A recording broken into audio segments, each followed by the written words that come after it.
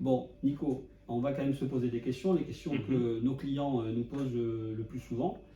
Et peut-être la première question, c'est le choix entre une configuration street et une configuration touche-main. Alors pourquoi plus street que touche-main ou plus touche-main que street, d'après toi, avis d'un rider?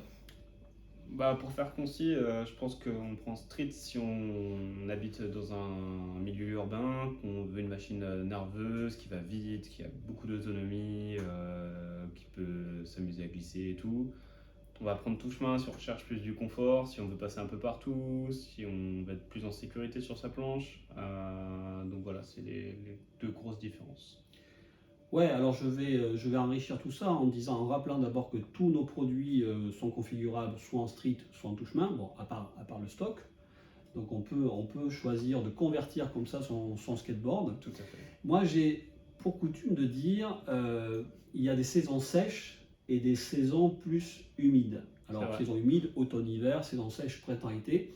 Et franchement, avec les arguments que tu as donnés, c'est-à-dire plus d'autonomie, le ride, on va en parler, hein, c'est une différence de ride, etc.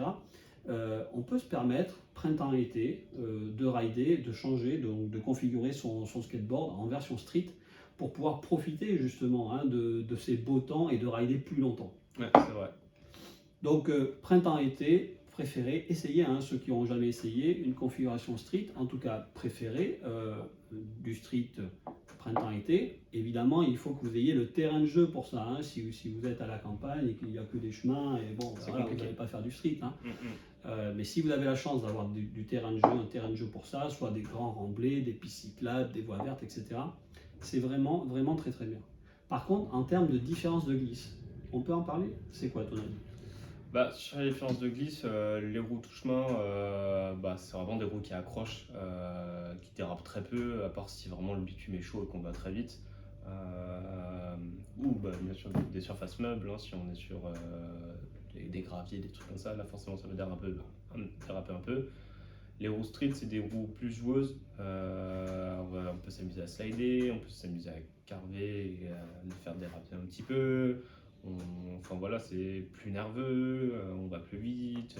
Enfin voilà, c'est les roues street, on est plus sur de la longboard traditionnelle et les roues touche-main, voilà, c'est différent.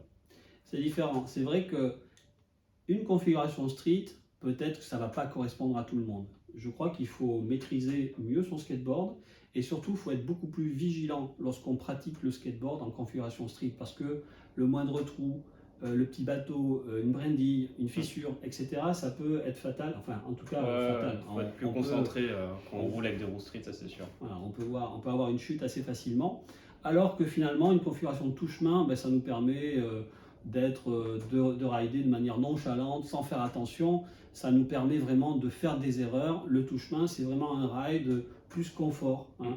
Moi, j'ai l'habitude de dire, on profite, on est plus focusé sur son plaisir lorsqu'on est en ride touche-main, parce que justement, voilà, on passe pas trop au terrain de jeu. En street, on ride pas pareil. On doit faire très attention. Après, on a quand même des roues qui sont d'un diamètre assez important et qui permettent d'éviter quand même les petites chutes à cause des cailloux, des graviers, des petites pierres, C'est vrai. des petits nids de poules et tout. Ça passe quand même parce qu'on est quand même sur du 97 mm de base et c'est quand même des roues qui permettent de passer un peu partout. Hein.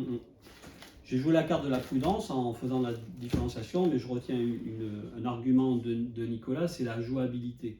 Et il est clair qu'une configuration street, si vous voulez jouer, c'est-à-dire slider, vous allez avoir un skateboard qui est beaucoup plus bas, à ras le sol, et vous allez avoir des roues qui vont pouvoir glisser hein, sur l'asphalte. On va pouvoir se permettre ce type de jeu, hein, donc slider, poser la main au sol, etc., avec des configurations street, alors que c'est plus compliqué quand même avec des configurations touche-main. C'est vrai.